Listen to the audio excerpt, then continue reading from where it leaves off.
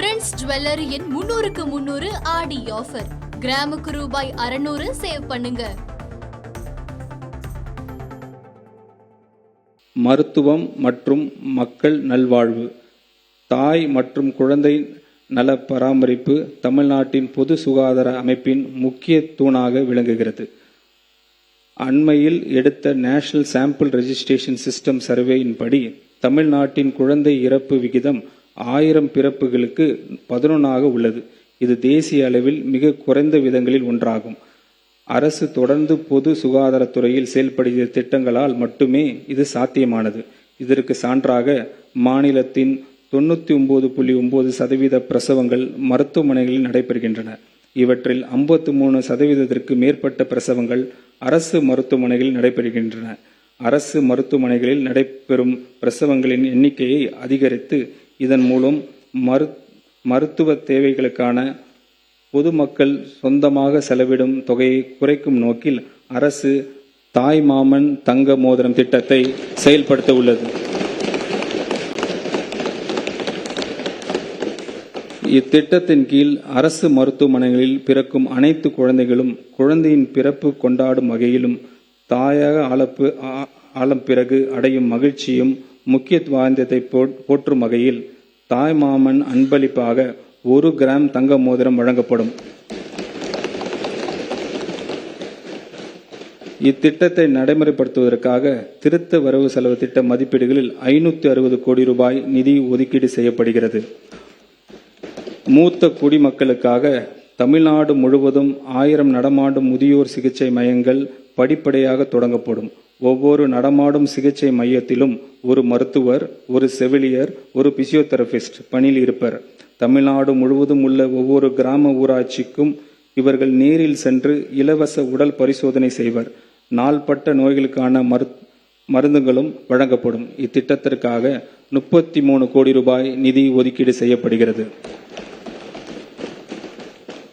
மாநிலம் முழுவதும் தாய் கேர் என்ற பெயரில் கருவுற்ற பெண்களுக்கான சேவை மற்றும் உதவி மையங்கள் அமைக்கப்படும்.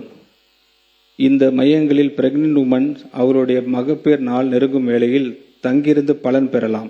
இந்த மையங்களில் பிரெக்னன்ட் உமன்ஸ் கட்டணமில்லாமல் உணவு மற்றும் மருத்துவ உதவிகள், தொடர் மருத்துவ கண்காணிப்பு உள்ளிட்ட சேவைகள் வழங்கப்படும். இத்திட்டத்திற்காக 23 கோடி ரூபாய் நிதி ஒதுக்கீடு செய்யப்படுகிறது.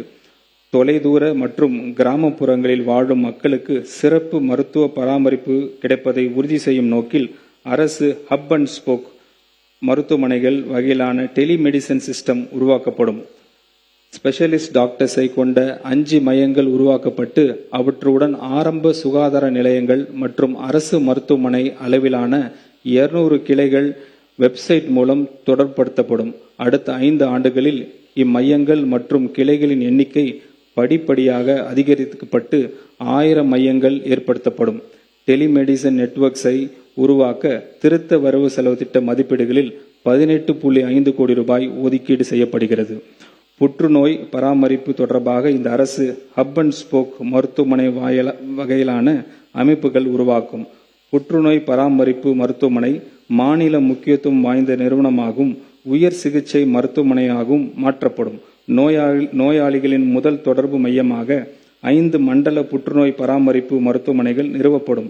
இந்நிறுவனங்களில் புற்றுநோய் பராமரிப்பு தொடர்பான ஆராய்ச்சி மற்றும் மேம்பாட்டு பணிகளையும் மேற்கொள்ளவும் இதற்கான டிபிஆர் தயாரிப்பதற்காக திருத்த வரவு செலவு திட்ட மதிப்பீடுகள் 10 கோடி ரூபாய் ஒதுக்கீடு செய்யப்படுகிறது. தொற்று நோய்கள் மற்றும் புற்றுநோய்களின் தொடர் சிகிச்சைக்காக அவசியமான மருந்துகள் தடை இல்லாமல் கிடைப்பதை உறுதி செய்வது மிகவும் அவசியமாகும். பரிசோதனைகள் மற்றும் ஆரம்பகால நோய் கண்டறிதல் அதிகரித்து உள்ளதால் உயர் இரத்த அழுத்தம், டயபெட்டிக்ஸ் மற்றும் புற்றுநோய்க்கு தொடர் சிகிச்சை பெறும் நோயாளிகளின் எண்ணிக்கையும் தொடர்ந்து அதிகரித்து வருகிறது. அதிகரித்து வரும் நோயாளிகளின் எண்ணிக்கை மற்றும் கூடுதல் மருந்து தேவை பூர்த்தி செய்யும் தடையற்ற மருந்து விநியோகத்தை உறுதி செய்யும் வகையில் மெடிசின்ஸ் நிதி ஒதுக்கீடு இந்த அரசு திருத்த வரவு செலவு திட்ட மதிப்பீடுகளில் 100 கோடி ரூபாய் உயர்த்துகிறது. இந்த திருத்த வரவு செலவு திட்ட மதிப்பீடுகளில் மருத்துவம் மற்றும் மக்கள் நல்வாழ்வுத்துறைக்கு 23,357 கோடி ரூபாய் ஒதுக்கீடு செய்யப்படுகிறது. ட்ரெண்ட்ஸ் ஜுவல்லரியின் 300க்கு 300 ஆடி ஆஃபர். கிராமுக்கு ரூபாய் 600 சேவ் பண்ணுங்க.